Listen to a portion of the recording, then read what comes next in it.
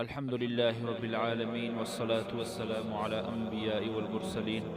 أما بعد فقد قال تبارك وتعالى في القرآن المجيد والفرقان الحميد ولقد من الله على المؤمنين إذ بعث فيهم رسولا من أنفسهم صدق الله العظيم۔ آج کے اس نشست میں ہم آپ صلی اللہ علیہ وسلم کے نسب اطہر کے بارے میں تذکرہ فرمائیں گے۔ حضرت انس رضی اللہ تعالیٰ عنہ سے روایت ہے کہ رسول اللہ صلی اللہ علیہ وسلم نے اس آیت کو یعنی لقد جاءکم رسول من انفسکم عزیز علیہ ما عنتم حریص علیکم بالمؤمنین رؤوف الرحیم، اس آیت مبارکہ میں جو انفسکم کی فا ہے اس کو زبر کے ساتھ فتح کے ساتھ پڑھا، جس کا معنی یہ آتا ہے کہ بے شک آئے تمہارے پاس اللہ کے رسول تمہارے اشرف اور افضل اور سب سے زیادہ نفیس خاندان سے۔ اس آیت کی تلاوت کے بعد آپ صلی اللہ علیہ وسلم نے ارشاد فرمایا، میں باعتبار حسب و نسب کے تم سب سے افضل اور بہتر ہوں۔ میرے ابا و اجداد میں حضرت آدم علیہ السلام سے لے کر اب تک کہیں زنا نہیں، سب نکاح ہیں۔ جب منافقین نے ام المؤمنین حضرت عائشہ صدیقہ رضی اللہ تعالیٰ عنہا پر تہمت لگائی تو حضرت حق جل جلالہ نے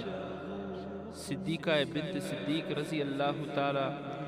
عنہما کی برات میں سورۃ النور کی 10 آیتیں نازل فرمائی۔ اللہ کریم نے فرمایا، وَلَوْلَا إِذْ سَمِعْتُمُوهُ قُلْتُمْ مَا يَكُونُ لَنَا أَن نَّتَكَلَّمَ بِهَذَا سُبْحَانَكَ هَذَا بُهْتَانٌ عَظِيمٌ۔ حضرت آدم علیہ السلام سے لے کر نبی اکرم صلی اللہ علیہ وسلم تک جس قدر انبیاء و مرسلین گزرے، کسی طاعن کسی لعن طعن کرنے والے نے ان کے نسب مطہر میں کبھی کلام نہیں کیا۔ صرف یہود لعنہم اللہ تعالی فی الدنیا والآخرہ کہ انہوں نے حضرت عیسیٰ علیہ السلام کی مادر عفیفہ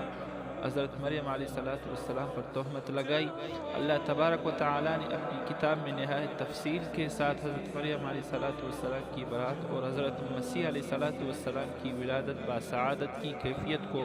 بیان فرمایا، اور جا بجا اللہ کریم نے یہود پر لعنت فرمائی۔ قیصر روم نے جب ابو سفیان سے نبی اکرم صلی اللہ علیہ وسلم کے نسب اطہر کے متعلق یہ سوال کیا،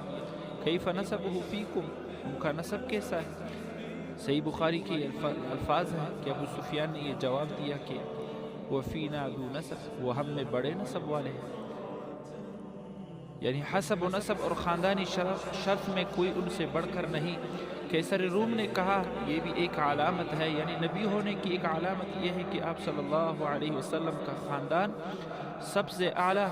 اور اشرف ہے۔ صحیح بخاری کی روایت میں الفاظ ہیں کہ قیصر روم نے ابو سفیان کا جواب سن کر یہ کہا،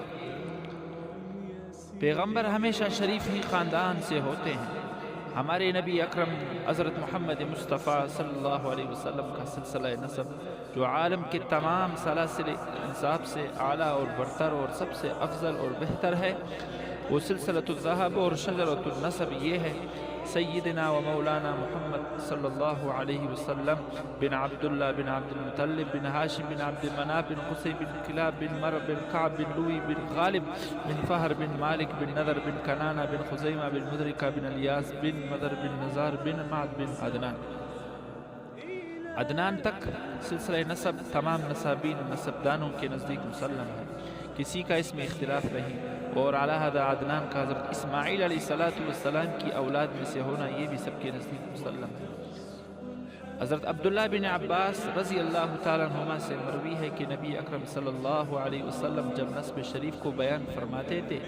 تو عدنان سے تجاوز نہ فرماتے، عدنان تک پہنچ کر رک جاتے اور یہ فرماتے نسب والوں نے غلط کیا کہ انہوں نے نسب کو عدنان سے آگے بڑھایا، یعنی ان کو سلاسل انساب کی تحقیق نہیں۔ عاد اور سمود اور ان کے بعد کی قومیں ان کا علم اللہ کے سوا کسی کو نہیں، یعنی نسابین کا یہ دعویٰ کہ ہم کو تمام انساب کا علم ہے بالکل غلط ہے، اللہ کے سوا کسی کو علم نہیں۔ علامہ سہیلی رحمۃ اللہ علیہ فرماتے ہیں کہ امام مالک رحمۃ اللہ علیہ سے سوال کیا گیا کہ کسی شخص کا اپنے سلسلہ نسب کو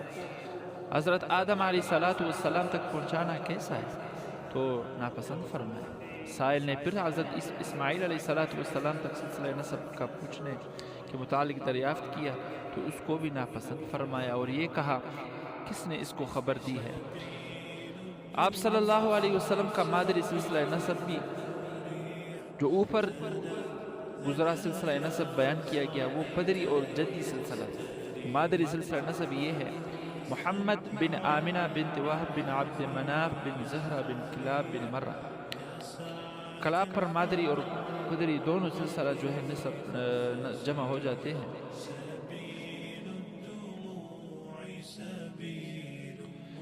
قریش جو کہ آپ صلی اللہ علیہ وسلم جس خاندان سے تھے، قریش در اصل کہتے ہیں ایک بحری جانور کا نام ہے جو اپنی قوت کی وجہ سے سب جانوروں پر غالب رہتا ہے۔ وہ جس جانور کو چاہتا ہے کھا لیتا ہے مگر اس کو کوئی نہیں کھا سکتا۔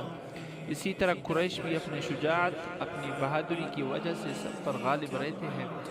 کسی سے مغلوب نہیں ہوتے، اس لیے قریش کے نام سے موسوم ہے۔ ابن نجار نے اپنے تاریخ میں نقل کیا ہے کہ ایک مرتبہ حضرت ابن عباس رضی اللہ تعالیٰ عنہما حضرت معاویہ رضی اللہ تعالیٰ عنہ کے پاس تشریف لے گئے۔ عمر بن عاص رضی اللہ تعالیٰ عنہ بھی موجود تھے۔ عمر بن عاص رضی اللہ تعالیٰ عنہ نے ابن عباس سے مخاطب ہو کر کہا، قریش کا گمان یہ ہے کہ قریش میں تم ہی سب سے بڑے عالم ہو، بھلا قریش کی وجہ تسمیہ تو بیان کرو کہ قریش کو قریش کیوں کہتے ہیں؟ تو ابن عباس رضی اللہ تعالیٰ عنہ نے قریش کی وجہ تسمیہ بیان فرمائی جو ابھی نقل کی گئی قبل میں۔ عمر بن عاص رضی اللہ تعالیٰ عنہ نے یہ فرمایا، اچھا اگر اس بارے میں کوئی شاعر یاد ہو تو سناؤ۔ ابن عباس رضی اللہ تعالیٰ عنہ نے فرمایا، قریش ایک جانور ہے جو دریا میں رہتا ہے، اسی کے نام پر قبیلہ قریش کا نام قریش رکھ دیا گیا۔ وہ جانور جو پتلے دبلے اور موٹے جانور کو کہا جاتا ہے اور پر تک نہیں چھوڑتا، اسی طرح قبیلہ قریش شہروں کو سرحد کے ساتھ کھاتا ہے۔